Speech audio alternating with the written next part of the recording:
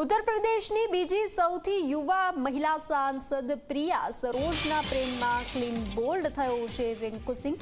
જી હા, 25 વર્ષીય સાંસદ પ્રિયા સરોજ સાથે 8 જૂને થશે ક્રિકેટર રિંકુ સિંહની સગાઈ। કેકેઆરનો ખેલાડી રિંકુ મહિલા તેના પ્રેમમાં પડી ગયો છે। મહિલા નેતાના પ્રેમમાં પડી ગયો છે। અખિલેશ યાદવની સમાજવાદી પાર્ટીના સાંસદ છે પ્રિયા સરોજ અને 8મી જૂને રિંકુ અને પ્રિયાની સગાઈ થશે।